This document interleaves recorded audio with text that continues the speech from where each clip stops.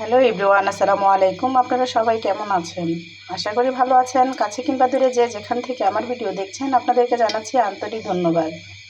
আমি ফিরে এসেছি আপনাদের মাঝে আরও একটি রেসিপি নিয়ে। তো আজকে রান্না করব চিংড়ি মাছ দিয়ে মূলার চচ্চড়ি।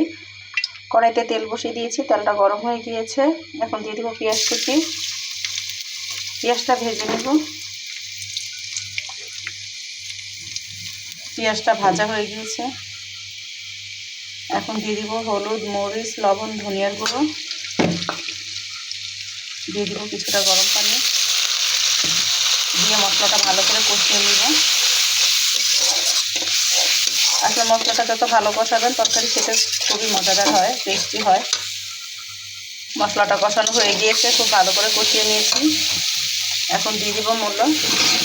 আগে থেকে পরিষ্কার করে রেখেছি। ভালো করে কষিয়ে নেব। খুব ভালো করে কষিয়ে নিয়েছি। এখন দিয়ে দিব জিরে বাটা, দিয়ে আরেকটু কষিয়ে নেব। দিয়ে দেবো চিংড়ি মাছ, আগে থেকে ভেজে রেখেছি।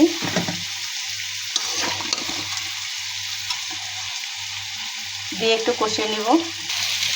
এখন দিয়ে দিব কিছুটা গরম পানি ঝোলের জন্য পানিটা আমি একটু কম করে দিয়েছি। মূলাটা অনেকটাই সিদ্ধ হয়ে গিয়েছে, কারণ অনেক সময় ধরে আমি কষিয়ে নিয়েছিলাম।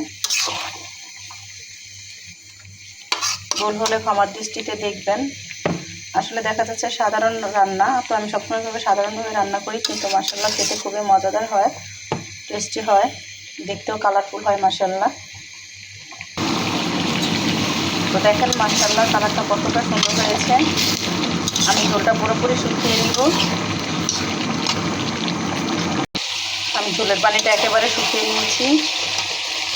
এখন দিয়ে দিব ধনিয়া পাতা কুচি। তো যারা খেয়েছেন জানেন কতটা মজাদার হয়। যারা খাননি আমার ভালোবাসার আপুরা এভাবে ট্রাই করে দেখতে পারেন।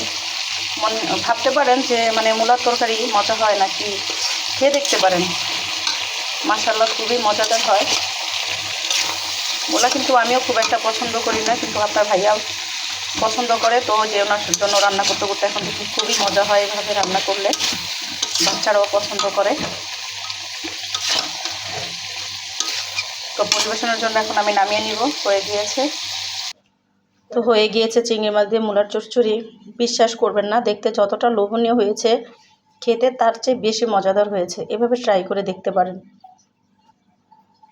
খুবই মজাদার হয় আর খুবই মজাদার হয়েছে মাশাআল্লাহ। লবণ চেখে দেখলাম। ভুল হলে ক্ষমার দৃষ্টিতে দেখবেন। আজকে এই পর্যন্ত, আবার দেখা হবে আপনাদের সাথে পরবর্তী একটি রেসিপি নিয়ে। আল্লাহ হাফেজ।